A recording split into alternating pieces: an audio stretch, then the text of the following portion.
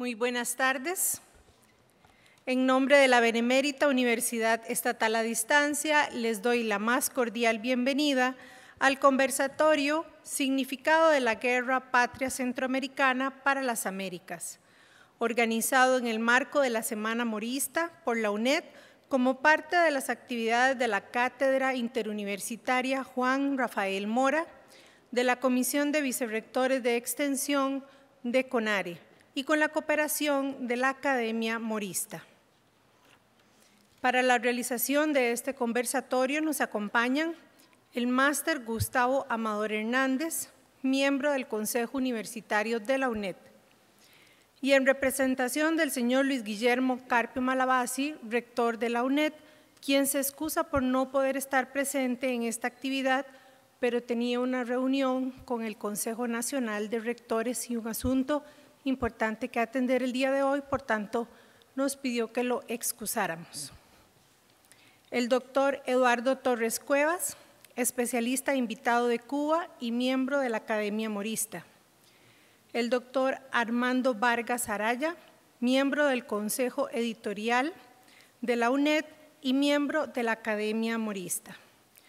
Queremos saludar a todas las personas que nos acompañan a través de la transmisión en vivo de Audiovisuales UNED desde su Facebook Live.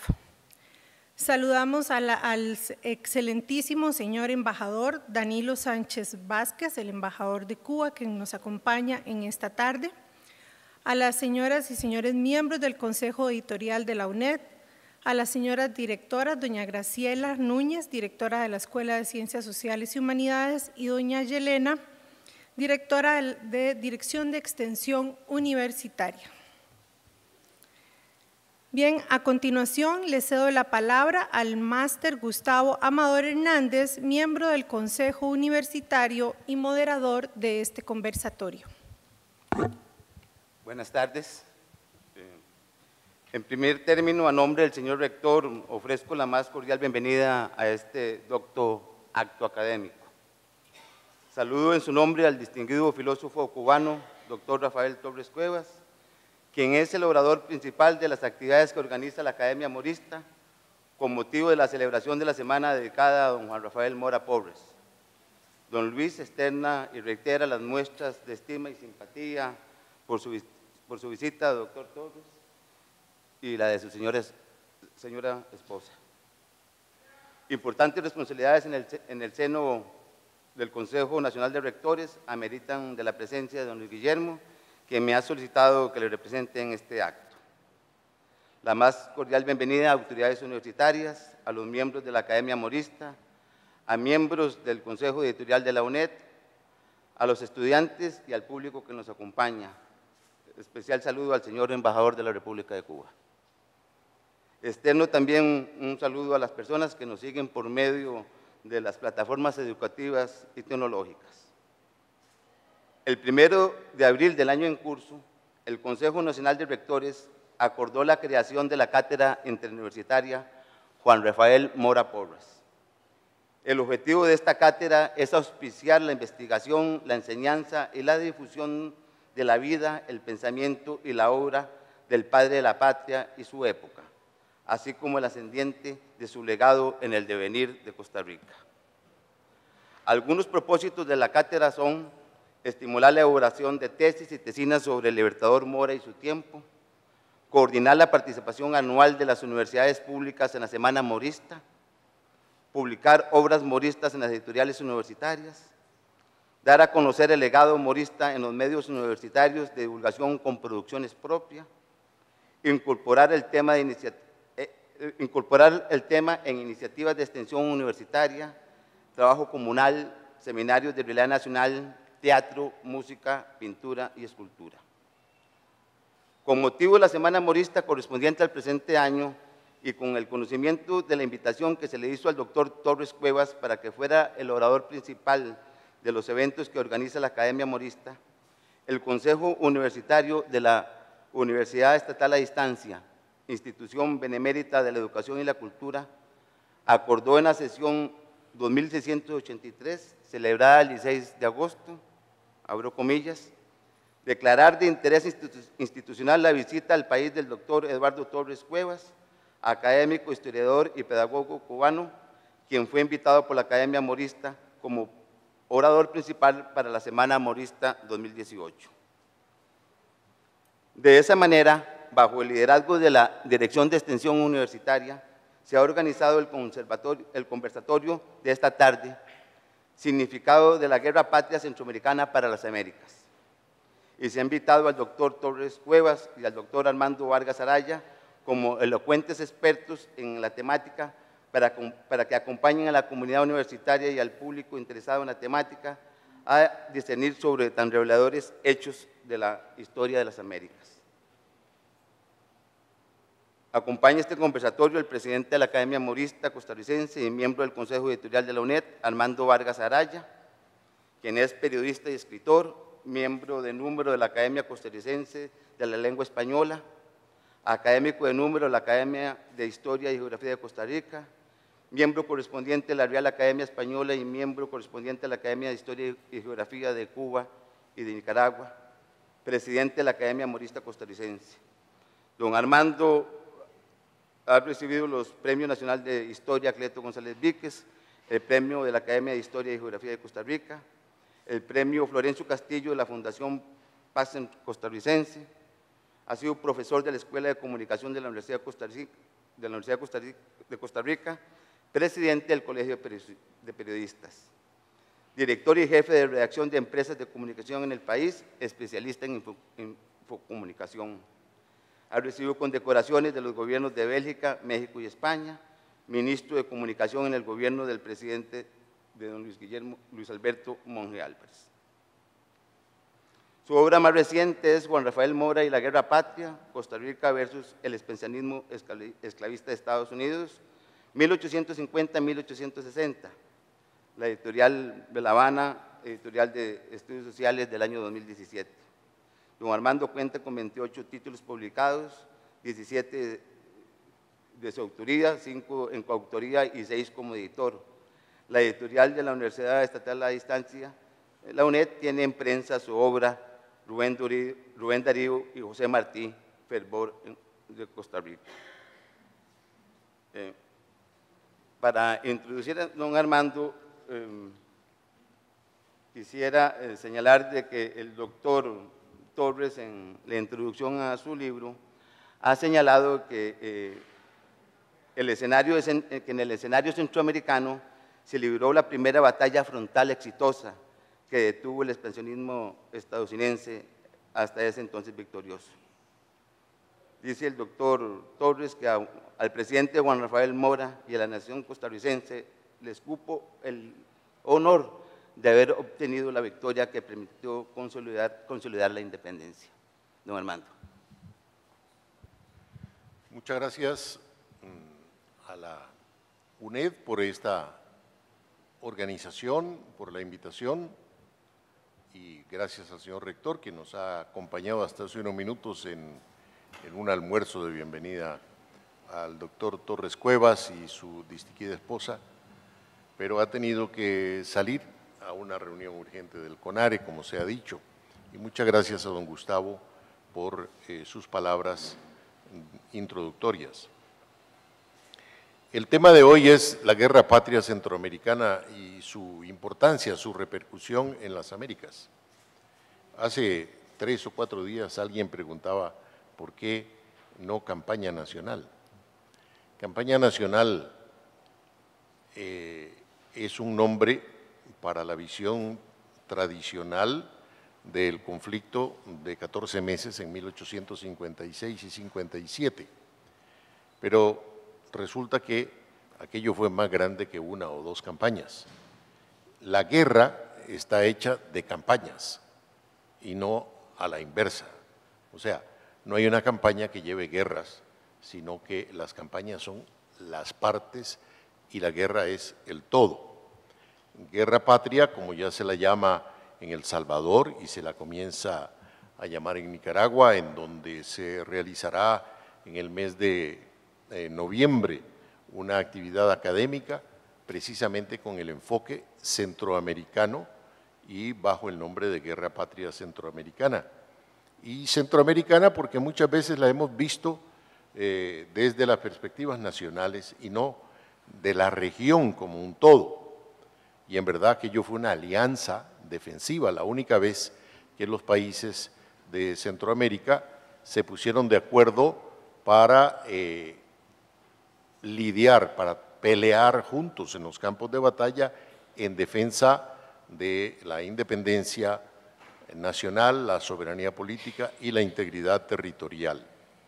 Hubo un momento en el 56-57 cuando hubo alrededor de 11.500 combatientes centroamericanos contra la invasión paraestatal que había llegado del norte.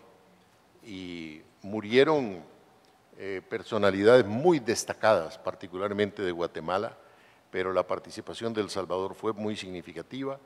Honduras estuvo representado y elementos muy importantes de Nicaragua que participaron y que conforme fue agravándose la situación, se unieron a la Alianza Centroamericana. Eso en cuanto al nombre. Y en cuanto a la importancia de América Latina, en América Latina y en la América sajona, de aquel conflicto que hubo aquí, debo decir dos elementos de muy reciente aparición. En la Universidad de Rostock hace poco se ha presentado una disertación doctoral sobre la imagen que se hicieron o que cultivaron ellos mismos los llamados filibusteros, a partir de un análisis del periódico que publicó el Ejército de Ocupación en Nicaragua, llamado El Nicaragüense, que salía en inglés y en español, y salieron 54 números, de los cuales se conservan 52 ediciones. Y la principal recomendación que hace alguien que ve desde Alemania aquel conflicto en esta región, dice, lo que hace falta es una visión internacional. Hasta ahora hay una visión costarricense y nicaragüense, porque casi no hay estudios de los demás países centroamericanos sobre aquel conflicto, y está la visión norteamericana de los estadounidenses.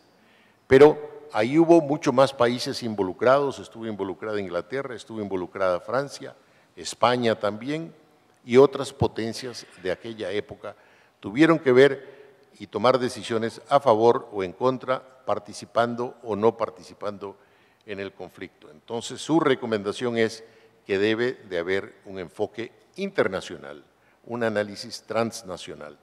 Y en segundo lugar, en el mes de abril de este año, un historiador de los Estados Unidos que ha trabajado temas de Centroamérica, Michel Gobat, acaba de publicar en Harvard University Press un estudio grande sobre la guerra, en donde señala dos cosas. Una, confirma lo que desde el año 2007 se viene diciendo con insistencia en Costa Rica, a saber que la identidad y el nombre de Latinoamérica nacen como un subproducto de la Guerra Patria Centroamericana. Y él lo confirma. Con un estudio muy amplio, fue a muchos países a revisar documentación en archivos, etc. Y por otra parte, dice, la guerra más terrible de los Estados Unidos contra América Latina fue la Guerra de México de 1846-48, porque cercenó la mitad del territorio de México. Y sin embargo, dice él, cosa que ya se había señalado antes en otros países, los países, las naciones constituidas a partir de las colonias del Imperio Español en América, se alzan en protesta contra Estados Unidos, no por la Guerra de México, sino por la Guerra Patria Centroamericana. Esta fue la que dio origen a una alianza, como dijo entonces un académico de Estados Unidos hace varias décadas, una alianza americana para excluir a los Estados Unidos. Eso se hizo por un acuerdo, un convenio que se firmó en Washington y por un convenio que se había hecho de previo entre menos naciones, pero abierta a la suscripción de los otros países en Santiago de Chile. Vale decir que vamos acercándonos a un enfoque de la Guerra Patria Centroamericana y el liderazgo de don Juan Rafael Mora en ese conflicto, visto desde afuera, visto desde Europa, visto desde Norteamérica con una nueva perspectiva, y ahí es donde viene con un gran interés para nosotros el punto de vista que tiene el filósofo, historiador, doctor Eduardo Torres Cuevas, quien ha escrito recientemente un ensayo sobre la obra más reciente de mi autoría que se publicó en Cuba. Precisamente el tema de este conversatorio es qué importancia tuvo, qué trascendencia, más allá de la frontera de Costa Rica y de la frontera de Centroamérica, aquel conflicto que involucró de una manera o de otra a tantos países. Y creo que con esta introducción escuchamos al doctor Torres Cuevas y espero que haya muchas preguntas, críticas y posiciones distintas entre los participantes en este conversatorio para hacer más luz con el contraste de puntos de vista. Muchas gracias, don Armando. Me es grato presentar al doctor Eduardo Torres Cuevas, doctor en Ciencias Históricas y ha recibido el Premio Nacional de Ciencias Sociales, el Premio Nacional de Historia, el Premio Félix Varela de la República de Cuba. Es director de la Biblioteca Nacional José Martí, presidente de la Academia de la Historia de Cuba, miembro de número de la Academia Cubana de la Lengua y miembro correspondiente de la Academia Morista Costarricense. El doctor Torres Cuevas es actualmente diputado a la Asamblea Nacional del Poder Popular. Es miembro de la Unión Nacional de Historiadores de Cuba, de la Asociación de Historiadores del Caribe, de la Unión Nacional de Escritores y Artistas de Cuba y de la Academia de Ciencias de Nueva York, profesor invitado en universidades francesas y alemanas. El doctor Torres Cuevas tiene una vasta producción intelectual y académica. Un resumen muy sucinto de sus publicaciones son Antología del Pensamiento Medieval, Historia de la Universidad de La Habana, Esclavitud y Sociedad, obras de Félix Varela, Los orígenes de la ciencia y la conciencia cubana, Antonio Maceo, Las ideas que sostienen el arma. Me es grato también sobre esta producción del doctor Torres señalar de que el Consejo Editorial de la UNED ha acordado una edición costarricense de esta obra. La historia y el oficio de historiador, Historia de Cuba, En busca de la cubanidad, tomos 1, 2 y 3. Entre otros méritos, el doctor Torres ha recibido la medalla conmemorativa de la alfabetización, la Orden Fran País, la medalla José Tey, la distinción Fernando Ortiz, la distinción de la Cultura Nacional Cubana, el Premio Félix Varela, el Premio Nacional de Ciencias Sociales y Humanidades por el conjunto total de su obra. Es caballero de la Orden de las Palmas Académicas de la República Francesa, Premio Nacional de Historia, ha recibido la Legión de Honor de la República de Francia, doctor honoris causa en Ciencias Sociales de la Universidad de Cienfuegos.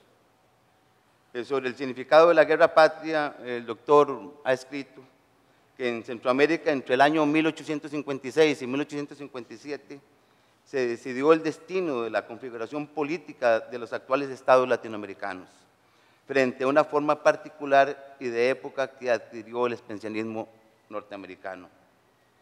De una otra forma, fue el enfrentamiento entre el expansionismo anglosajón, blanco, anglosajón, protestante, frente al sur latinoamericano, mestizo, latino y católico. Doctor Torres.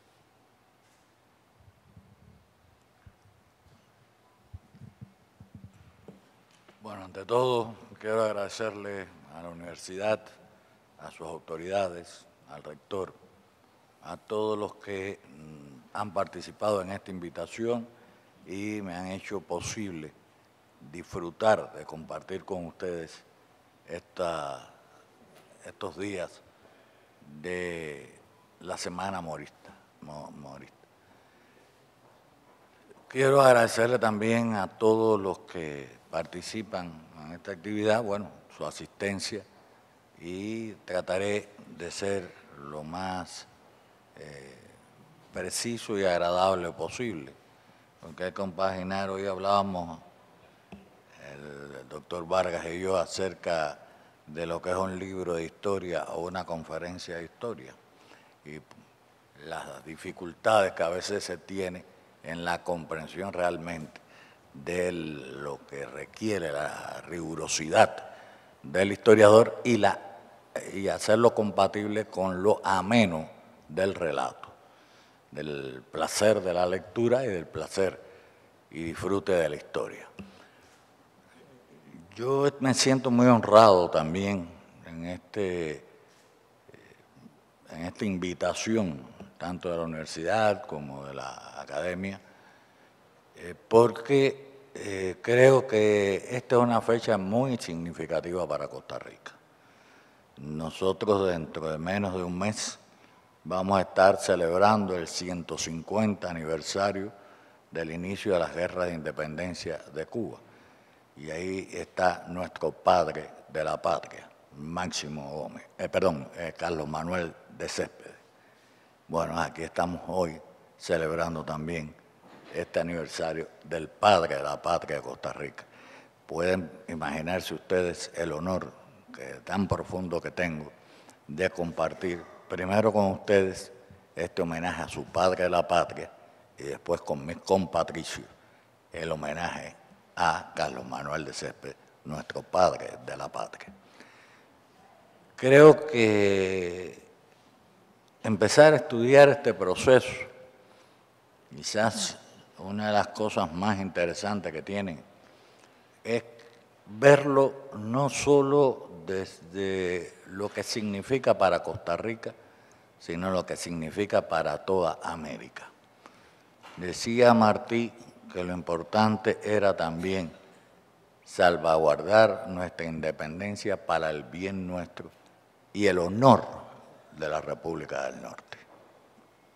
Es decir, que con la independencia nuestra también le salvaguardábamos el honor a los Estados Unidos en el sentido de que tuvieran también, no cayera sobre ellos la mancha de oprimir a pueblos más pequeños. Esa era una parte de la historia, pero es una historia que nace en el siglo XVIII. Nace alrededor de 1786 o 73, si se quiere más. Nace con la independencia de los Estados Unidos. He hablado de esto en otras oportunidades, pero hoy voy a hacer un resumen de algunas de estas ideas. En el momento de la independencia de los Estados Unidos estamos hablando de las 13 colonias inglesas, que apenas se ocupan un espacio importante dentro de la América del Norte. Si se compara el territorio mexicano, es decir, del virreinato de la Nueva España, con el territorio de las 13 colonias, es indudable que el virreinato de la Nueva España era por lo menos 2 o 3 veces mayor que las 13 colonias. Las 13 colonias apenas no llegaban al área del Caribe, el Golfo de México, sino que quedaban más al norte. Y en aquella oportunidad, al firmar el Tratado de Paz, el enviado del gobierno español, que había sido España había sido, junto con Francia, las aliadas a los independentistas norteamericanos, este conde de Aranda, un político extraordinario, reflejó en su carta al rey: los Estados Unidos han nacido pigmeos porque le deben la independencia a 2 grandes potencias como lo son la Francia y la España. Cuando se vuelvan gigantes, no será posible detenerlos nosotros solos. Dice, y se han dado el nombre patricio de América. Es decir, no es como México, que después se llamó Estados Unidos Mexicano, sino es Estados Unidos de América, y América es todo el continente. ¿Dónde está el límite? El nombre no da límites. Junto a esto nacieron doctrinas, algunas que tienen que ver con países específicos, otras que son más complicadas en su análisis y proyección. Con respecto a Cuba siempre hubo una posición clara. Cuba estaba a 90 millas de los Estados Unidos. Cuba había sido la llave del Nuevo Mundo o el antemural de las Indias Occidentales, porque por ella, por la ciudad de La Habana, pasaba la corriente del Golfo y todas las navegaciones que iban de América a Europa necesariamente pasaban por La Habana. Eso convirtió a La Habana en la tercera ciudad del Nuevo Mundo y la convirtió en el puerto escala obligado de todas las flotas españolas. Los ingleses, en 1762, tenían dos grandes ambiciones para el dominio del mundo, dentro de la pugna de los imperios del siglo XVIII, Gibraltar y La Habana. Bueno, Gibraltar todavía la tienen, La Habana nunca hemos logrado saber los historiadores por qué la devolvieron 11 meses después. Algunos se la atribuyen al mosquito de la fiebre amarilla y otros, bueno, la imaginación es exuberante. No tenemos con qué demostrar ninguna de las causas por qué la devolvieron. Pero lo cierto es que uno de los pronunciamientos que hace Jefferson, uno de los primeros presidentes norteamericanos, es que Cuba, es decir, la expansión de los Estados Unidos debía ser nada más que hasta Cuba. Entonces ya con adquirir Cuba, le pondría un letrero a la parte más occidental de Cuba, que dijera Nec plus ultra para nosotros. Con Cuba nos basta. Lo cual nos creó un gran problema de entonces acá. Es decir, o estamos dentro o estamos fuera. O nos unimos o nos separamos. O somos o no somos. Y esa ha sido la gran contradicción filosófica, el ser o no ser. Y terrenal, lo que se ocupa y lo que no se ocupa. Esa ha sido una característica específica de Cuba. Pero el asunto viene siendo cada vez más complicado. Esta expansión al sur lleva a la guerra de 1848, en la cual se arrebata a México gran parte del territorio. Hay distintos métodos. Está el método de Texas, el método de colonización y después de absorción. Y hay el método de compra. Hay muy importante método, el poderoso caballero estondinero.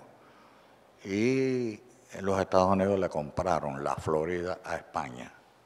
España le vendió la Florida por una ridícula cantidad de dinero. Con la Florida hay un nexo emocional, si se quiere. Porque en la Florida fueron españolas hasta 1800, eso pasa en las mejores familias.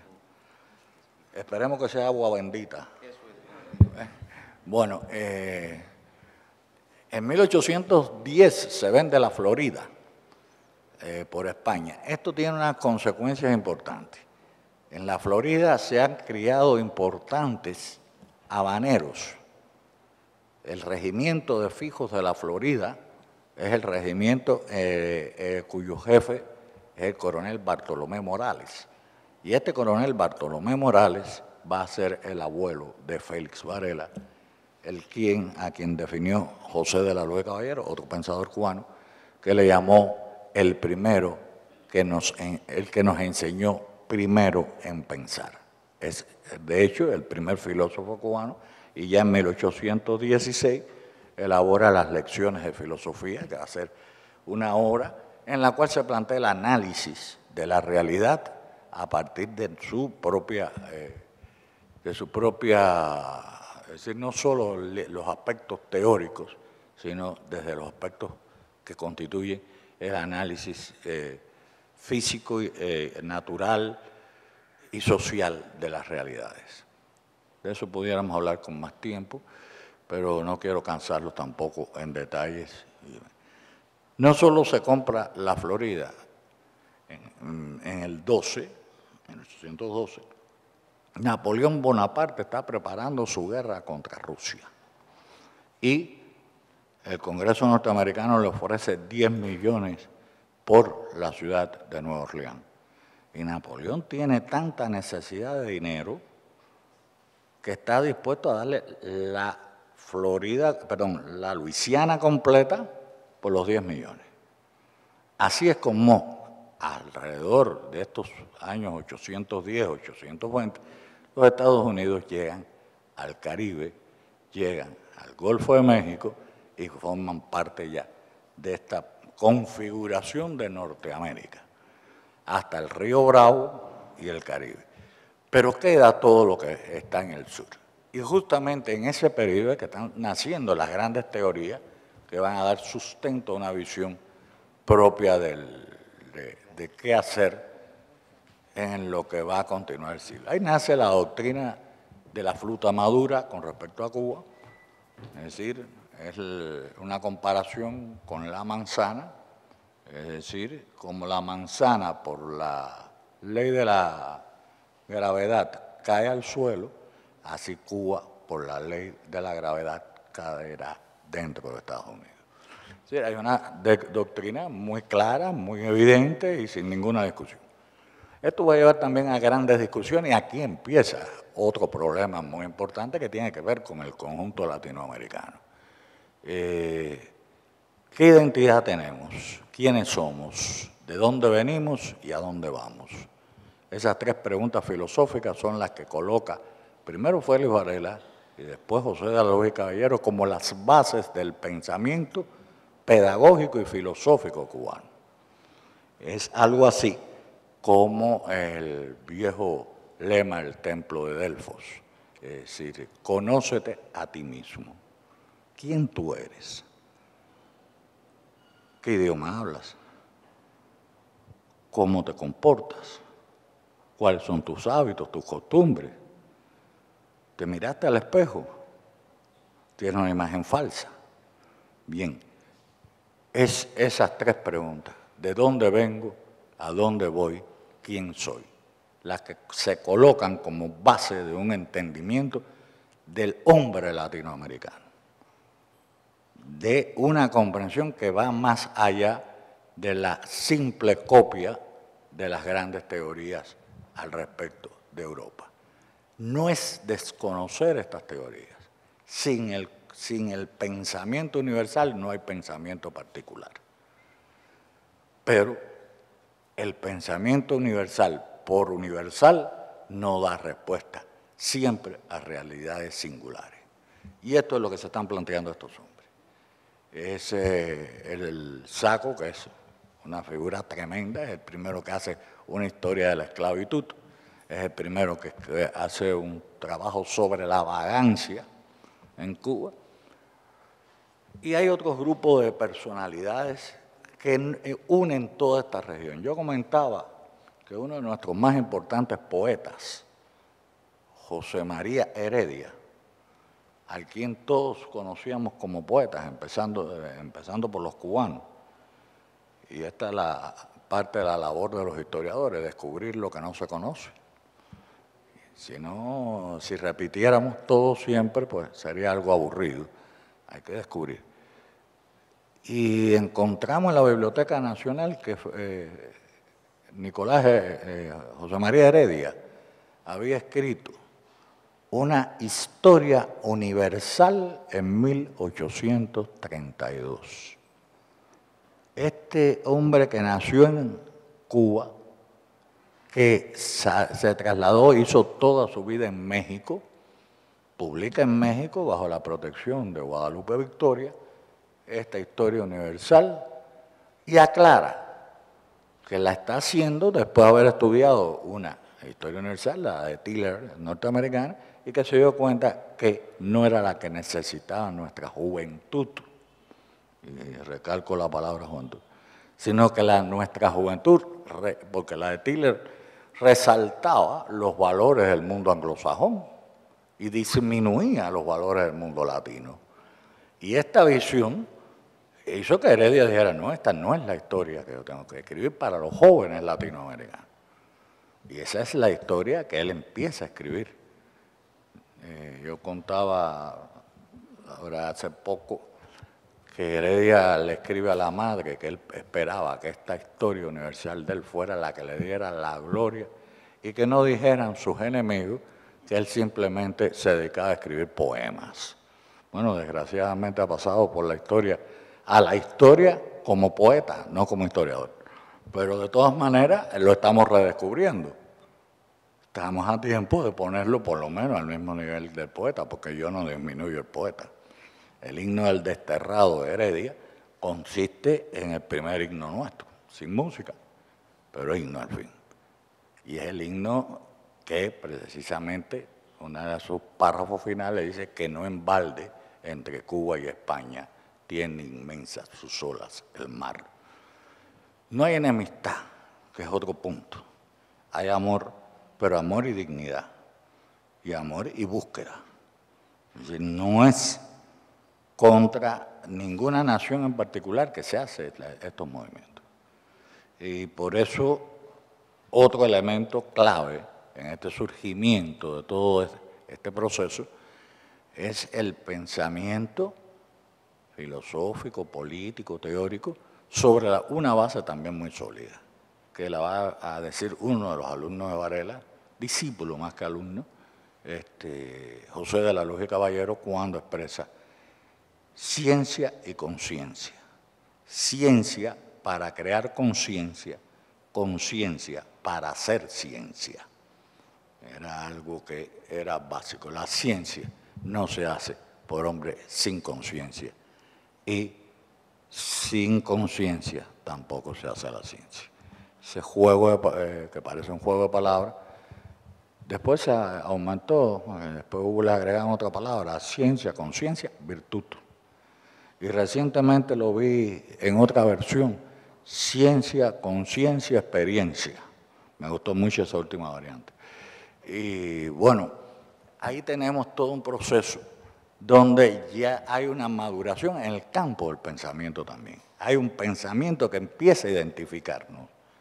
No es el mundo anterior, el mundo del criollo, del pollo criado en casa, que quiere identificarse, pero no tiene una identidad diferente y específica, que es el mundo ya de del nacimiento, un sentimiento propio y diferente en nuestro mundo latinoamericano.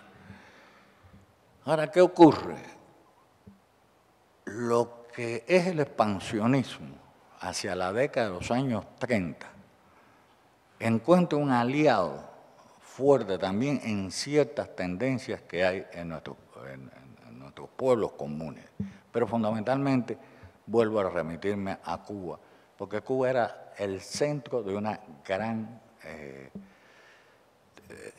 gran polémica, no, el centro donde se estaba discutiendo muchas cosas para el futuro de América Latina. Uno de estos temas, uno de los temas más importantes, ¿cuál era el destino de Cuba? La anexión a Estados Unidos, la autonomía con España o la independencia. Es ahí las tres opciones. La autonomía en aquellos tiempos era bastante complicada. La anexión ganaba mucho terreno y había una discusión entre anexionistas, pero los anexionistas tenían una figura brillante, muy inteligente, que era Gaspar Betancourt Cisneros. Y los independentistas tenían a otra figura brillante, que era José Antonio Saco, del cual es primo Muñoz del Monte. ¿Y qué ocurre con esta discusión? Pues los elementos estuvieron claros. El lugareño le dice a Saco, Cuba anexada significa capital, dinero, emigración blanca. Cuba independiente significa esclavo. ¿Qué es lo que puede pasar? 500.000 yanquis y diablos y demonios, pero diablos y demonios blancos, industriosos, etc. Entonces saco la contestación, mira, no voy a rebatir estos argumentos, con algunos estoy de acuerdo, pero me queda un pequeño reparo, la pérdida de mi nacionalidad. Yo no estoy dispuesto a vivir en mi país como si viviera extranjero. Le termina diciendo, no inclinaré jamás mi frente ante las rutilantes estrellas del pabellón norteamericano, porque si he podido vivir extranjero en el extranjero, no podría vivir extranjero en mi propia patria. Ahí está el nivel de discusión hacia 1840. Pero la cosa se profundiza. Vienen las revoluciones del 48 en todo el mundo. Y nace un pensamiento liberal, radical, etcétera, que va a ser mucho más importante en la medida que se profundiza en las ideas, en lo económico, en lo social, en lo político, y tiene el gran estandarte del liberalismo radical. Quiero aclarar algo también, el liberalismo para todos estos hombres no era la doctrina liberal como hoy la entendemos. Los partidarios de las libertades eran los liberales. Es decir, esto también es un problema de época. Todos se decían liberales.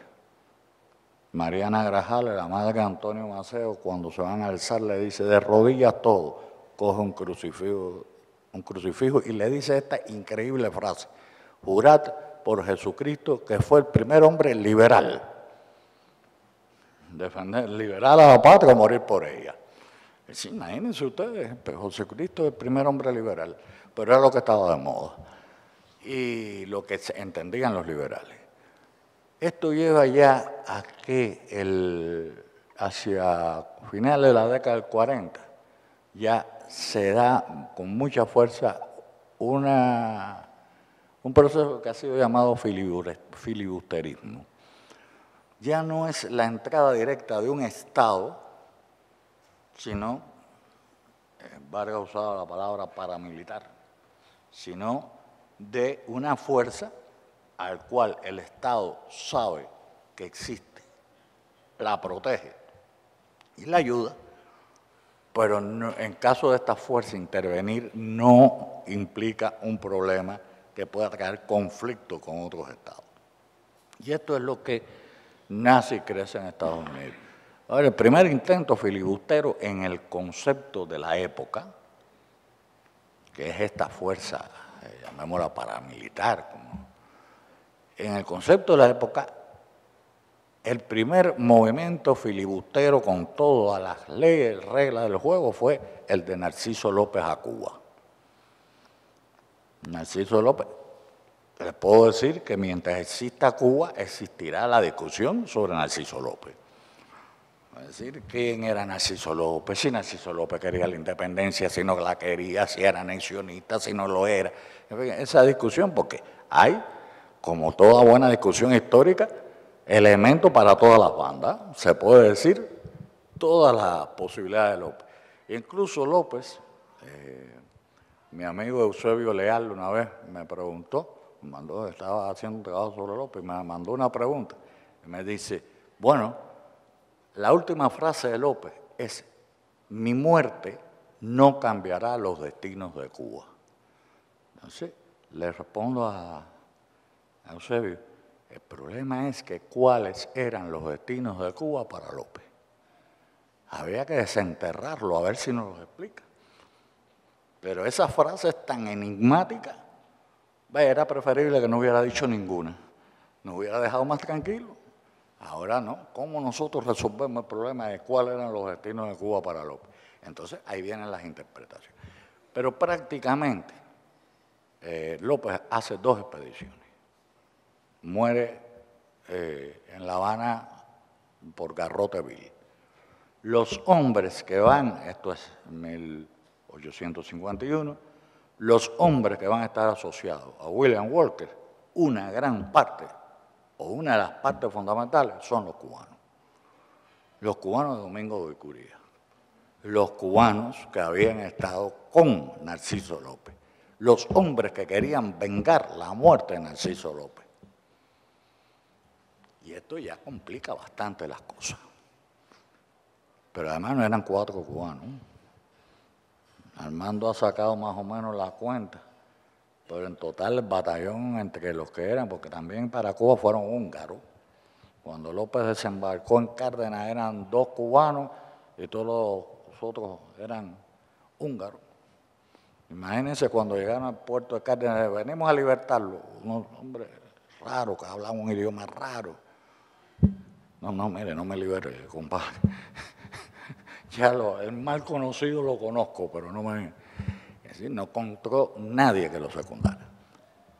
Bueno, creo que sí, que hubo un famoso, una persona que sí se le incorporó. Pero bueno, a lo que quiero ir es que lo que viene para Nicaragua, lo que viene para Centroamérica, ya tiene muchos años de maduración como proyecto. Ha sido exitoso en Texas, que es la madre de ese proyecto. Ha sido exitoso en Texas, bueno, con la muerte de toda la gente que estaba en el Álamo, pero fue exitoso. Y ha sido exitoso en la Florida por otros métodos y en la Luisiana. No era de esperar, el único fracaso sin consecuencias era el de López. Era aquí donde se iba a decidir de verdad el juego. Esos filibusteros de William Walker tenían también un acompañamiento en el cual estaban involucrados los cubanos. Y ese grupo, lo decíamos esta mañana, Armando, en una conversación que tenemos nosotros, ese grupo hablaba de crear un espacio político, no sé si una unión de Estados o cómo lo hubieran hecho, pero un espacio político en el cual Nueva Orleans sería la Bizancio de América, ¿no? Y La Habana la Constantinopla. Si su visión no era Nicaragua, su visión era mucho más. Y en última instancia tenían los ojos puestos en Guatemala, en Cuba y en todo el Istmo. Por tanto, lo que se decidió aquí, y por eso ha sido un poco largo en la historia anterior, lo que se decidió aquí era una historia que confluía en 1856 en una confrontación que hubiese dado 2 resultados diametralmente opuestos. De triunfar Walker, hoy no sé qué seríamos nosotros. No solo los costarricenses, sino los nicaragüenses y los cubanos. De haber sido derrotado López, sí triunfó realmente todo este universo al cual pertenecemos como naciones hermanas y unidas. Yo diría, y creo que he sido demasiado extenso, compañero y amigo Vargas, colega, yo diría, para un poco ir cerrando la idea, yo diría que ahí se decidió el destino de América. Porque después de eso, solo quedó la confrontación directa. Ya no hay filibusteros, ya hay confrontación directa. ¿Cuál es la confrontación directa más importante? La de 1898, cuando después de 30 años de guerra, los Estados Unidos intervienen en Cuba. E intervienen directamente con sus Fuerzas Armadas. Claro, ya habían pasado muchas cosas, entre ellos había surgido la teoría del Sea Power, o poder marítimo, del almirante Mahan, y esa era una nueva época, con nuevos recursos económicos, con una nueva doctrina política. Pero el Sea Power ya no pudo cambiar las estructuras políticas de América. Incluso no pudo impedir la independencia de Cuba. Tuvieron que darla, pudiéramos discutir las características de esa república que nace en Cuba, pero tuvieron que reconocer la República de Cuba. Y para intervenir en la guerra tuvieron que alegar que Cuba era de derecho y de hecho independiente. Es decir, que eso salvó el destino de Cuba. Pero a veces pensando en cómo poder hacer una síntesis a veces de toda esta historia y de cómo en cada parte la historia esta tiene sus singularidades, yo diría que el país donde se libró finalmente la discusión sobre este proyecto de los años 50 fue Costa Rica, cuando derrotó las tropas de William Walker. Yo creo que en esa batalla América ganó su independencia en aquellas circunstancias. Cuando se produce la guerra de Cuba, yo siempre trato de que se imaginen que la guerra de Cuba duró 30 años. Hubo excesos, o como le dijo Martí, reposos turbulentos. Pero empezó en 1868 y concluyó en 1898. Solo la reconcentración que se le sometió al pueblo de Cuba por Valeriano Weyler, reconcentración que es campos de concentración, ocasionó más de 350.000 muertos en una población de 1.200.000 habitantes. Todos los parámetros poblacionales del censo del 1892 al censo de 1901, ciudades como Santa Clara, era una ciudad de 15.000 habitantes y tiene 3.000 en el momento de la independencia. Nadie, salvo los que han estudiado ese proceso, pueden darse cuenta de la envergadura de lo que pasó en Cuba. Y para colmo, cuando se produce la entrada de los Estados Unidos en la guerra, bloquean la isla. Es decir, que ya para colmo la isla también estaba bloqueada. Es decir, el fenómeno de la independencia de Cuba tuvo mucho de sangre y de heroísmo. Y al final, esa Constitución de 1901 cerró con una imposición que cercenó la soberanía cubana, que es la llamada enmienda Pla, que es un apéndice a la Constitución cubana, que permitía que los Estados Unidos pudieran intervenir en territorio cubano. Hubo que establecer las bases navales, como la de Guantánamo, que todavía queda por ahí, y fue una situación bastante complicada. No obstante, toda la complicación, sí hay algo que se la debe toda América a Costa Rica y al presidente Mora, que en un momento en que estaban triunfantes, y además ese bando de Walker traía consigo mercenarios de muchas partes del mundo, que no es, las cosas cambiaran, no pudieran triunfar. Y el cambio fue en una mayor concientización. Hablábamos de otro dominicano, según Vargas Dominicano, yo lo digo de otra forma, nacido en Puerto Rico, un cubano nacido en República Dominicana, porque era muy cubano, hasta en el temperamento. Muñoz del Monte, primo José Antonio Saco, primo de Domingo del Monte, es una expresión más de todo un movimiento de concientización de nuestra identidad. Y son no solo Muñoz del Monte, son muchos los que están en esa identificación. El asunto es tan importante que en un momento determinado la Academia de la Lengua Española decidió eliminar el concepto latinoamericano y decir que el concepto había sido inventado por un francés, Chevalier, para justificar la invasión de México por parte de Francia. Por supuesto, los historiadores latinoamericanos rápidamente nos movimos, empezamos a buscar, porque nosotros teníamos otra idea, pero bueno, había que fundamentar. Y efectivamente es en esta guerra y en este conflicto que se está dando aquí donde surge el concepto de latinoamericano, como un concepto de identificación y no como un concepto de segregación, y eso hay que explicarlo. Porque los Estados Unidos, la invasión la están haciendo sobre bases fuertemente racistas y discriminatorias.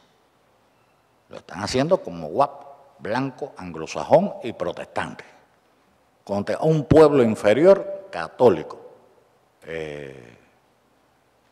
El latino y mestizo. Pero no vayan a pensar que están hablando del mestizo del indio, ni del negro, están hablando del español puro, porque lo que son una desgracia son los latinos. Si nosotros hubiéramos sido conquistados por Inglaterra, hubiera sido un beneficio de Dios, pero no, habíamos sido por España. El español necesariamente es bruto, vago, no trabaja. Todo eso está dicho en papeles, pues en el libro de Vargas está más de uno. Y bueno, pueden buscar en la prensa que también ustedes hicieron una edición facsimilar.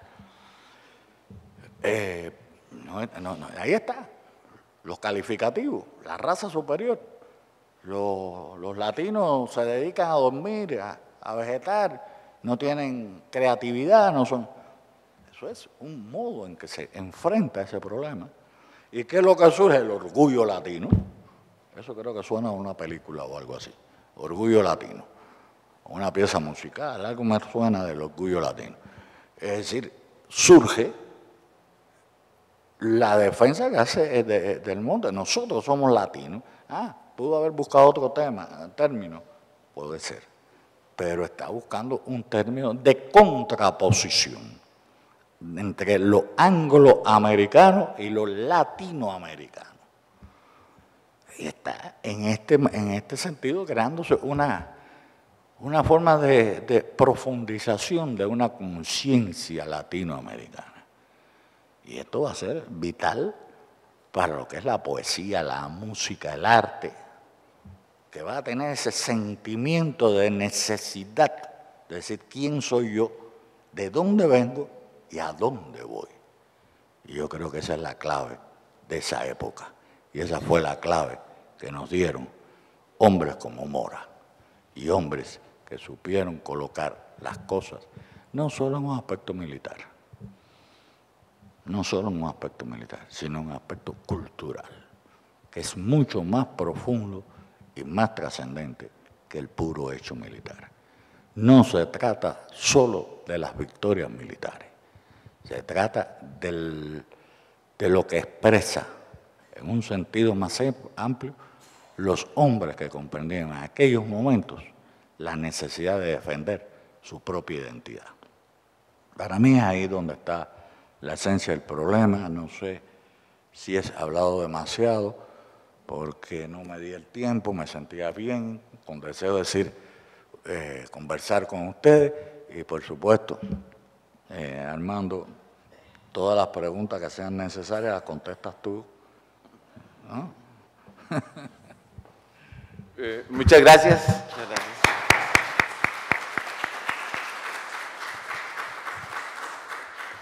Creo que es propicia la intervención mediante preguntas del auditorio.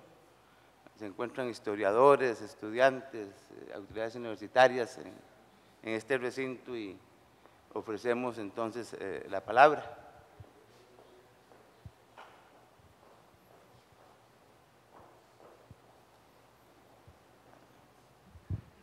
Muchas gracias, buenas tardes.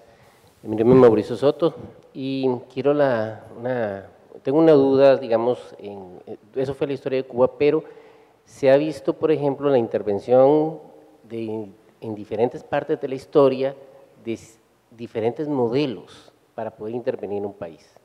Hasta 1856, como dice el señor, usaron los filibusteros, después vino una campaña más directa al principio del siglo de los 900, pero ahora, después de la época de los 70, me parece a mí que empezaron lo que fue la guerra económica, donde se utilizaban modelos económicos para controlar un país.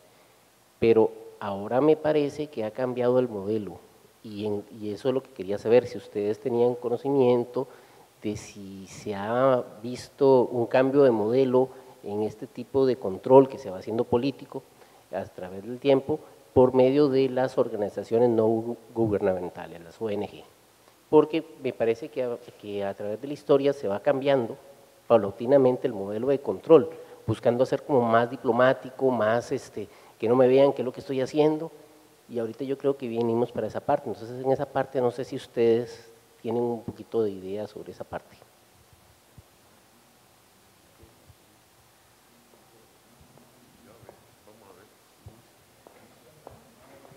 Perdón, la pregunta entonces es que hay distintos tipos de intervenciones a lo largo del tiempo.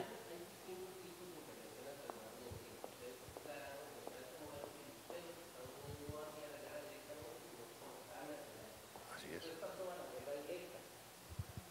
Después pasó a la guerra directa, después pasa a un modelo económico, Sí. ¿cierto? Pero ahora, estamos hablando ya en 2000 para acá, se está viendo un modelo distinto, que es el modelo a través del control político por medio de las ONG, pero no sé si ustedes manejan ese tipo de información. A ver, unas pocas palabras, estoy seguro que el doctor Torres Cuevas tendrá más que decir al respecto. En el pasado, a ver, lo que el doctor Torres Cuevas nos ha dicho hoy es que, mire, el expansionismo es muy antiguo, el expansionismo viene de un origen, de una visión religiosa de la vida desde las colonias, 13 colonias originales.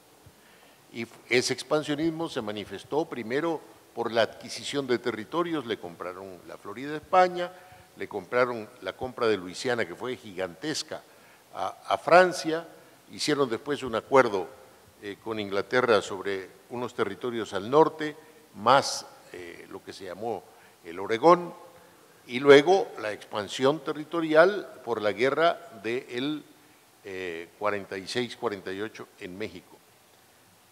A partir de ahí viene el periodo en donde lo que hay son numerosas expediciones, como la de Narciso López, que está conectada con la que llega a Centroamérica, de los filibusteros, fenómeno del siglo XIX.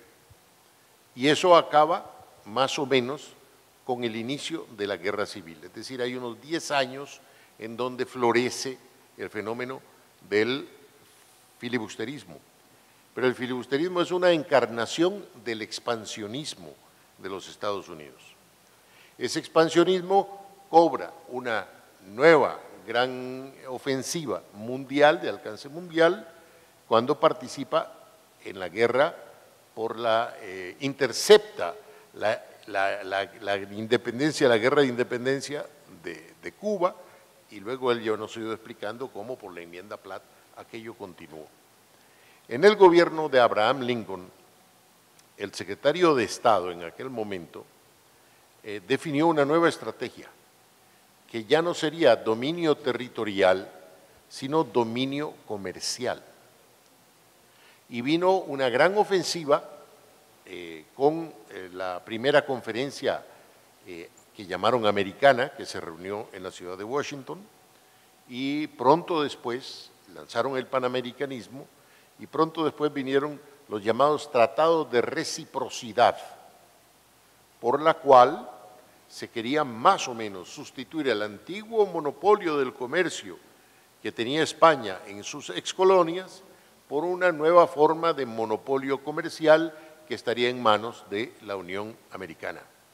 Costa Rica tuvo que negociar uno de esos tratados, por cierto, y que fracasó por chiripa, porque ya estaba a punto de que se ratificara el tratado, las agresiones, las amenazas eran muy fuertes, y el presidente José Joaquín Rodríguez de Costa Rica, por asuntos que nada tenían que ver con la negociación con los Estados Unidos, clausuró el Congreso de la República y gobernó 2 de sus 4 años como un dictador. De hecho, hay una tesis de licenciatura sobre ese periodo que se llama la dictadura constitucional. Y el representante de Costa Rica en Washington, que no estaba de acuerdo con el Tratado de Reciprocidad, era el don Joaquín Bernardo Calvo Mora, hijo del que había sido ministro de don Juan Rafael Mora, Joaquín Bernardo Calvo Rosales. Y él, con gran complacencia, le dice a los Estados Unidos: lamentablemente se ha clausurado el Congreso de Costa Rica y por tanto no ha podido ser ratificado el tratado que habíamos firmado y hasta aquí llegó la negociación. Sin embargo, en Cuba sí funcionó eso. Posteriormente el expansionismo fue cobrando otras maneras.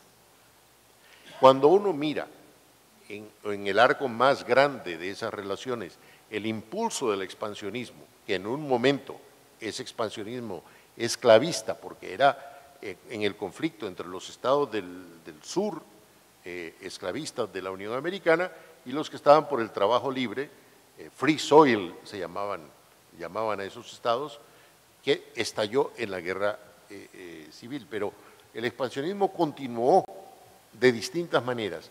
Y en ese arco mayor, cuando uno ve a la personalidad de William Walker, se ve muy chiquito, porque se ve que es, en ese momento personifica un movimiento mucho más grande, que no ha cesado, que está vigente ahora. Usted dice que a través de las ONG, bueno, eso habría que discutirlo, pero cuando llegó el señor Walker a Nicaragua en julio de 1856, casi al mismo tiempo vino el coronel Kinney por el lado del Caribe, que quiso establecer una república esclavista a partir de San Juan del Norte. Y la empresa que él establece tiene entre sus accionistas algunos miembros del gobierno de Washington, y quien escoge a Kinney como líder de esa misión fue el propio presidente Franklin Pierce, que lo conocía.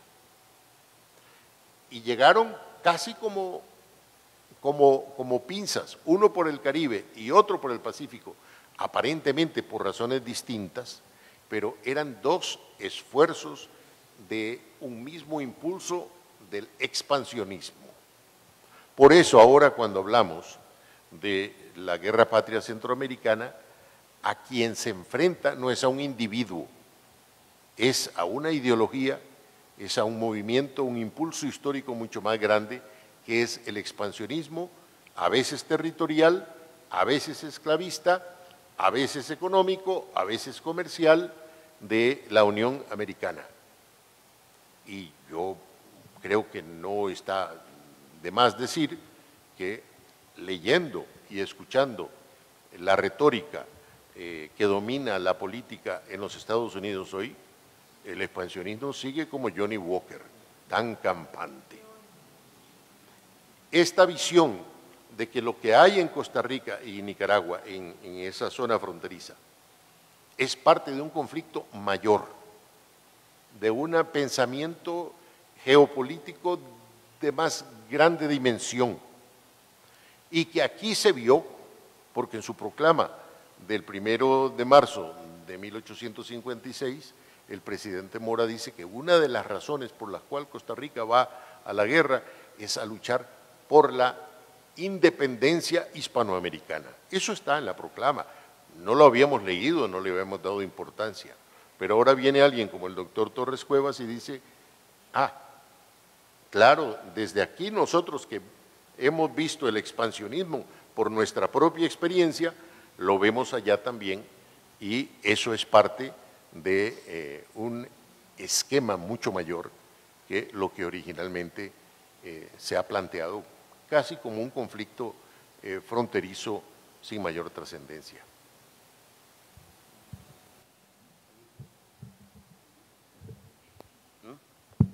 Bueno, para darle oportunidades a otros, yo creo que el doctor Armando Vargas ha dado cierre y ha explicado bien con la esencia de lo que se ha planteado. Y creo que esa es una gran experiencia. Una de las cosas que tiene la historia, muchas veces cuando me preguntan, porque preguntar qué es la historia es todos los días. Yo siempre digo, es la experiencia humana, primero que todo. Y después entramos en otras definiciones. Lo que estamos diciendo aquí es la experiencia que no se puede olvidar. Y esta es una muestra de la necesidad que tenemos de la historia. Don Rafael. Me han pedido que me ponga de pie. Buenas tardes, muchas gracias por esta exposición que nos han dado. Yo quisiera referirme a la exposición del doctor en un punto que me quisiera referir, y es el tema de que Centroamérica, para el periodo que usted hace referencia, si bien es cierto, está siendo objeto de una situación expansionista, al menos por parte de personas interesadas del sur de los Estados Unidos, no es cierto que Walker representara la oficialidad del Ejecutivo de Estados Unidos. Es decir, afirmar que William Walker representa los intereses, por ejemplo, de Buchanan en Centroamérica, es un poco distante de la realidad. Walker se ubica en el sur de Estados Unidos, se ubica en un sur segregacionista y representa intereses bastante anclados en los estados esclavistas del sur. Y probablemente su intervención en Centroamérica, como una intervención individual, no responda necesariamente a intereses globales de los Estados Unidos como un esfuerzo articulado por apropiarse de Centroamérica. En este contexto, señalar, estimados señores, que Rivas, que Santa Rosa o que la guerra del 56-57 representa un punto de inflexión para América Latina, me parece un poco excesivo. Es decir, yo me atrevería a decir algo que ustedes han omitido, y es que la presencia de Estados Unidos va más allá de un conflicto geopolítico. Tiene que ver con una disputa interimperialista que están experimentando para esta misma época Estados Unidos, Gran Bretaña y Francia en la región centroamericana. Para el mismo momento en que se están dando las exploraciones filibusteras en América del Norte y en Centroamérica, Estados Unidos está llevando a cabo la inversión de envergadura más importante que había hecho hasta su historia, hasta ese momento, en Centroamérica, como fue el canal transísmico en Panamá. El canal transísmico en 1855 representó un hito en la construcción, en la ingeniería centroamericana, producto de inversión imperialista estadounidense de primer nivel en la región centroamericana, y conectó las exportaciones del Pacífico centroamericano, exportaciones de café salvadoreño que tenían como destino Bordeaux, por ejemplo, exportaciones cafetaleras costarricenses que tenían como destino los puertos ingleses, y en general representó una dinámica muy diferente. Lo que uno experimenta también de forma muy clara en esta primera mitad del siglo XIX, durante los primeros 3 décadas posteriores a la independencia y la coyuntura propiamente de la campaña, es un periodo constante de disputas interimperialistas, donde efectivamente Estados Unidos logra desplazar a Gran Bretaña como primer imperio promotor en la región centroamericana, pero tiene claramente una incidencia de tipo económico, tiene que ver con la inversión directa que hacen en la región, tiene que ver, por ejemplo, con la presencia temprana de los barcos de vela y los barcos de motor que generan una impresionante actividad y dinámica comercial en Centroamérica, tiene que ver, por ejemplo, con la presencia temprana del Commodus Vanderbilt en la costa del Caribe y en la ruta del San Juan, cuando convierten a Centroamérica en una importante actividad económica, y por supuesto tiene que ver con la explosión que para Centroamérica representó la fiebre del oro californiano. La fiebre del oro californiano dinamizó tremendamente tanto la ruta del San Juan, posteriormente utilizada por los filibusteros, como la ruta de Panamá, al convertir Centroamérica en una región con una dinámica comercial cada vez más importante. Entonces, si bien es cierto que comparto con ustedes la idea de que la situación de Walker debe inscribirse en un contexto mayor, dudo que dimensionarlo como plantear que la participación de Costa Rica o la participación de Mora o las alocuciones de Mora, redactadas o no por él en 1856, 57, representan el punto de inflexión de toda América Latina o que retumbaron al otro lado del Atlántico, si ustedes me lo permiten, disentiría seriamente de eso y sería más cauto en afirmar algo, una expresión que en este punto tiene una connotación altamente política y que omite el factor económico, como fue la disputa interimperialista de los británicos con los norteamericanos en la posesión y control de inversiones directas en Centroamérica. Muchas gracias. Sí. Bueno, muchas gracias por su intervención. Me alegra que entremos ya en terreno ya más específico. Nosotros no ignoramos en nada el factor económico. No se puede negar el factor económico en todos estos procesos, ni la importancia que tienen las razones por las cuales se están moviendo los distintos sectores. El Estados Unidos de los años posteriores al 48 y todas las corrientes, sería difícil sintetizarla en una corriente. Por ejemplo, Polk pudo comprar a Cuba y no quiso. Le ofrecieron el dinero para comprar a Cuba y no quiso. El Club de La Habana se dedicó a reunir, el Club de La Habana eran los grandes hacendados del occidente de la isla, que tenían unas relaciones muy estrechas, probablemente en ese momento el círculo más importante de América Latina en negocios en Estados Unidos era el Grupo de La Habana, que era la gran azucarera en ese momento. Y tenía su lobby en Nueva York y su lobby en Washington y su lobby en Nueva Orleans. El Club de La Habana ofrece pagar, entregarle a los Estados Unidos el dinero para que los Estados Unidos le compren a España a Cuba. ¿Y quiénes son estos? El sector económico dominante. Años después, un poeta cubano, Cirilo Villaverde, en medio de la guerra, dice, ¿y quiénes fueron los que traicionaron a López y a Sucre en el Monte de Barretos? Los mismos, es decir, los que traicionaron a López. ¿Quiénes son? El capital de Occidente. Es decir, que eran los esclavistas de Occidente. No es el tema quizás más a fondo, es cuál es la pugna económica dentro de Estados Unidos. ¿Qué beneficios traía? Pongo, por ejemplo, la anexión de Cuba a Estados Unidos, ¿a quién beneficiaba en el 1848? ¿A los estados sureños o a los estados norteños? Que van a entrar en guerra unos años después. Es decir, el fenómeno de las tendencias económicas y políticas en Estados Unidos es tremendo. Ahora, si escoges un poquito el caso del conflicto de Walker, Martí dice en una, Walker fue a Centroamérica como López fue a Cuba. Es decir, habían razones económicas. Y no creo que ningún expansionismo no deja de tener razones económicas y no creo que ningún país es uno en una política económica. Los Estados Unidos de Obama tenía una política diferente a los Estados Unidos de Trump. Podemos quizás entrar a debatir cuál es la política de uno u otro. Polk tuvo una. Yo diría que lo más importante cuando decimos esto es la acción, es la consecuencia política y cultural que tiene una base económica, no la estamos negando.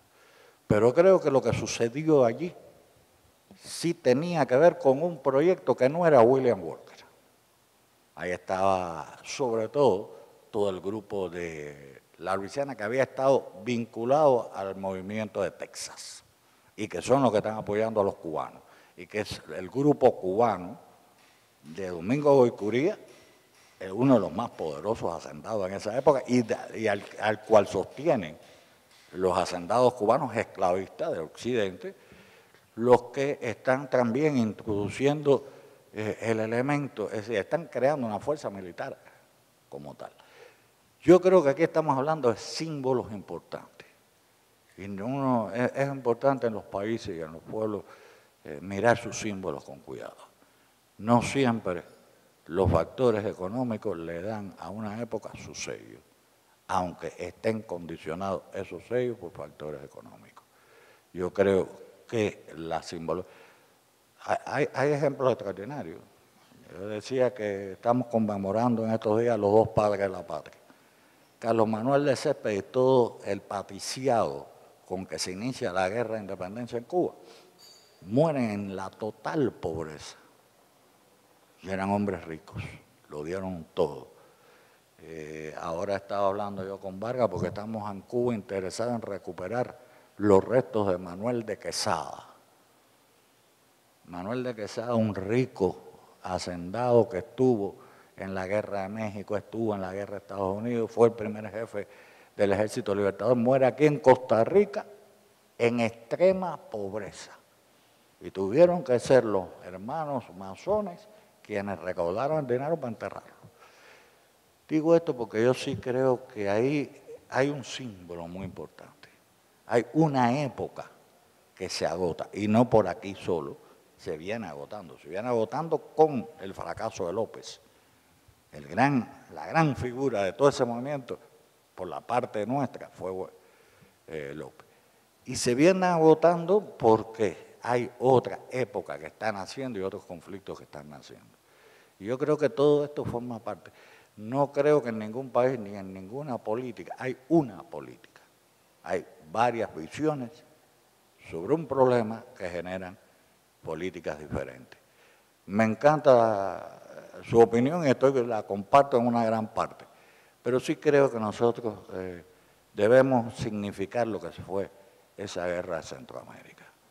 Porque si hubiese, pongámoslo en lo más simple, pongamos que Walker hubiera ganado y que lo digo por mi parte, los cubanitos de William Walker, los 250 hombres de absoluta, la fuerza de choque que acabó con Nicaragua, porque él hace, y oiga, yo soy cubano, así que me duele mi pedacito en esto, pero fueron los más sanguinarios.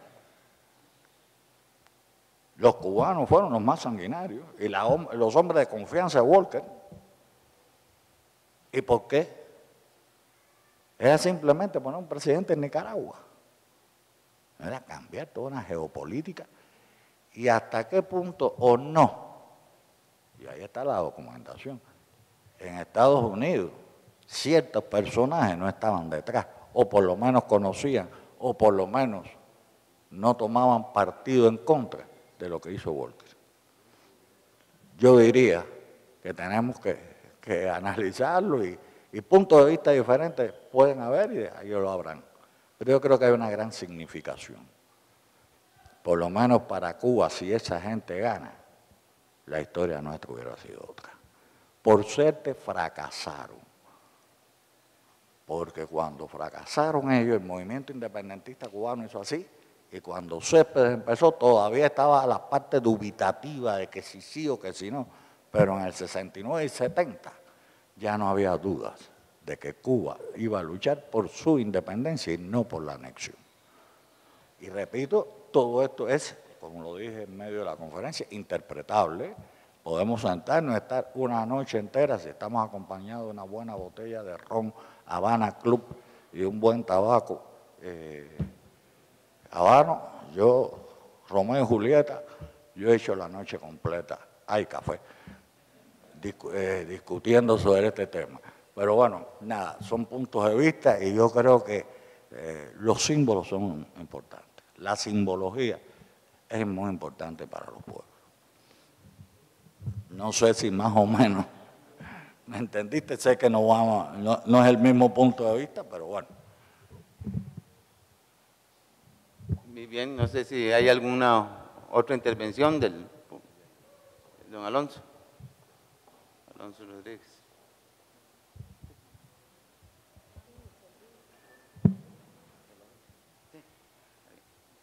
Buenas tardes a don Eduardo, un gusto y un placer tenerlo por acá. De hecho, recibo saludos de algunos compañeros que tuvieron la posibilidad de estar hace 1 año, 2 años, yo creo, en una actividad allá por Cuba, y me cuentan que tuvieron el placer de conocerle. Son compañeros acá de la universidad.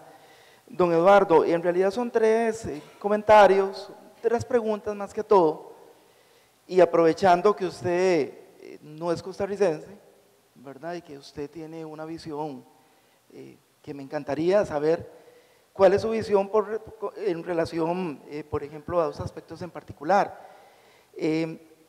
Hace como 2 semanas aproximadamente estuvimos un grupo de compañeros participando en el Congreso de Historia a nivel centroamericano y se habló muchísimo, bueno, para todos es bien sabido que estamos a la víspera de celebrar el Bicentenario y entonces obviamente se ha traído a la palestra una serie de discusiones en relación con diferentes héroes, con diferentes gestas heroicas y como todo, ¿verdad? Hay gente que se opone, hay gente que critica, hay gente que digamos hasta pone en tela de duda algunos acontecimientos históricos y hasta qué nivel, ¿verdad? En realidad de profundidad fue esto y el otro.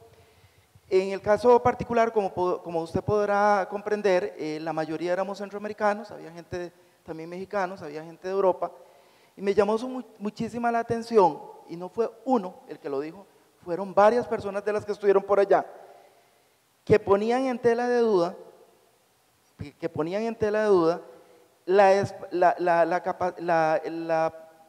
la posibilidad, digamos, de la gesta del 56, de la campaña como tal, a nivel centroamericano. Ellos lo que decían era que qué tan centroamericana fue ese espíritu que siempre se ha hablado, ¿verdad? Entonces me gustaría, de parte suya, como una persona fuera de la región centroamericana, que usted me diera la opinión a lo que usted ha podido estudiar, si usted considera que esa tuvo una magnitud o una dimensión a nivel de Centroamérica. Me encantaría saber eso. Y la segunda va en lo siguiente, es en la idea, bueno, como usted sabe, en 1821 las provincias centroamericanas logran la independencia y prácticamente en la segunda mitad del siglo XIX, que es la construcción de los estados nacionales, entre ellos obviamente Costa Rica. Específicamente la gesta del 56, ¿verdad? Lo que siempre hemos estudiado y sabido, es prácticamente el before and after, ¿verdad? Muchos consideran que es el antes y el después de lo que es Costa Rica en el sentido más moderno, más el concepto, ¿verdad? Ya como Estado. La pregunta va en este sentido, ¿usted considera que, por ejemplo, y había una crítica muy interesante de otros historiadores, por ejemplo, ¿qué opinión le merece usted el caso de Mora en el caso de que se volvió un ícono? De hecho, por ejemplo, hay muchísimos sectores que critican, ¿verdad?, la iconización que se le ha dado a Mora, pero no solamente a Mora, sino la discusión va también en algunos colegas centroamericanos en que consideran que muchos a nivel, digamos, de la personalidad de Mora, se ha iconizado mal, a tal punto que se ha desvirtualizado, que hoy día mucho se ha desvirtualizado casualmente la figura de ellos y que muchos quizás no piensan, se hace pensar a la gente, ¿verdad?, que es lo que conocemos, ¿verdad? Entonces, la pregunta va en esa idea, va en esas dos hileras. Primero, ¿qué tan centroamericano fue la gesta del 56 desde su punto de vista, con personas fuera del istmo centroamericano? Y la segunda, la parte de la iconización de Mora. Eso es lo que me gustaría saber de parte suya como persona, como visitante. Es que yo no entendí la pregunta. La pregunta es que si el conflicto del 56 tuvo una dimensión centroamericana. Sí. Y lo otro, si en los últimos años no ha habido como un enfrentamiento. El doctor Torres Cuevas quiere, porque hemos tenido dificultad en escuchar aquí. Número uno, si la guerra fue una guerra realmente, un conflicto centroamericano. Esa es la primera pregunta. Más o menos, ¿no? Sí, para él. Sí, claro, para él. Y la segunda razón es que piensa de el proceso de glorificación de Mora. De glorificación, de iconización, que por ejemplo, en la crítica que se ha hecho es a tal punto, ¿verdad?, que muchos lo han glorificado, ¿verdad?, son las críticas que hay de un sector, Y no solamente de Mora, sino de otros actores, de otros protagonistas de la historia centroamericana. La crítica que se hacía en ese foro de discusión era específicamente de que muchas veces se desvirtúa, porque muchas veces, ¿verdad?, ese no era el espíritu que ellos tenían. Muchas veces hasta se les ha cambiado, ¿verdad?, sus pensamientos, los han utilizado hasta para proyectos políticos, y entonces ellos más bien lo ven como prácticamente como una bofetada a los ideales de estas personas. Esta es más que todo mi idea, esta es mi idea y la pregunta que le hago a él como persona fuera, como visitante, y obviamente como un historiador fuera de la región. O sea, ¿qué opinión tiene usted al respecto de esa iconización? ¿Está correcta o es incorrecta?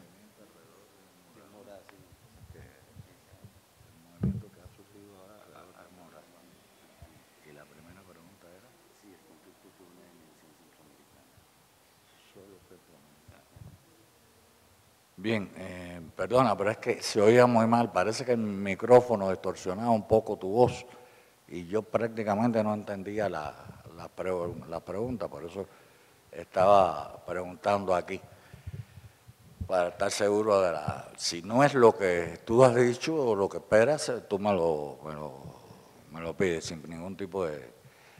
mira, yo creo que hay conflictos que pueden parecer muy locales, sin embargo tienen una dimensión mayor que el que localmente se le puede ver.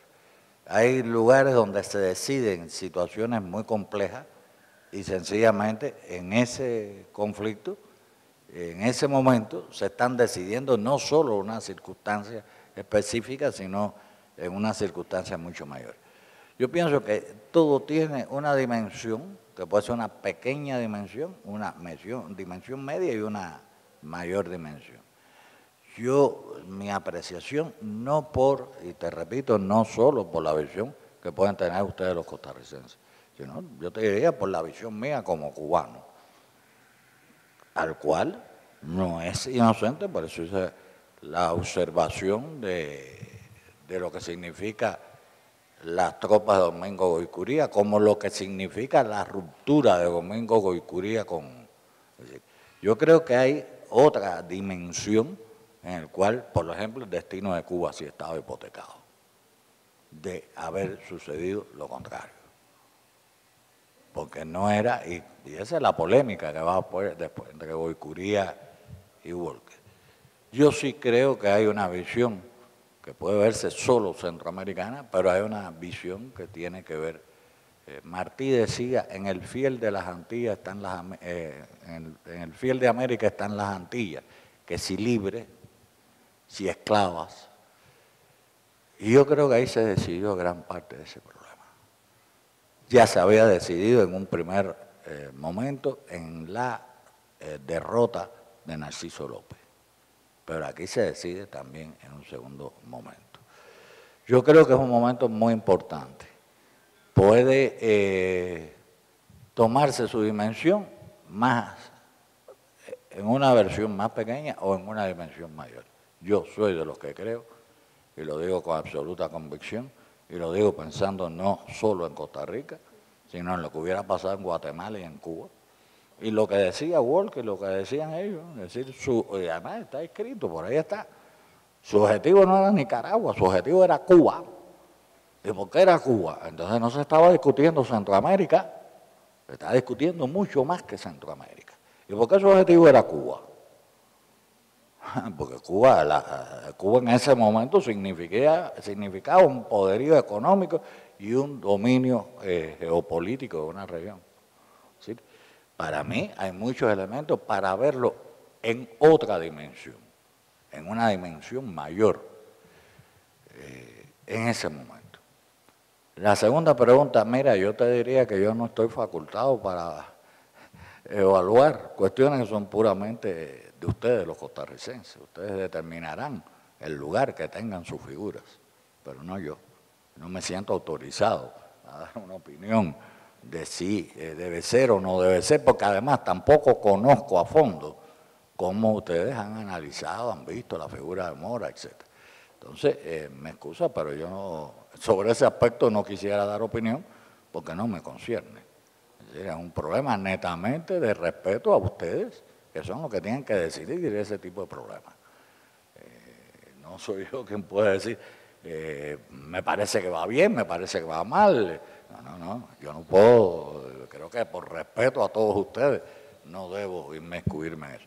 Ahora, en el otro terreno, si queremos hacer una tertulia allá afuera hasta las 12 de la noche, podemos estar. Mi esposa no lo va a admitir, porque ella tiene otros planes. Pero, por mi parte, estoy dispuesto. Sí.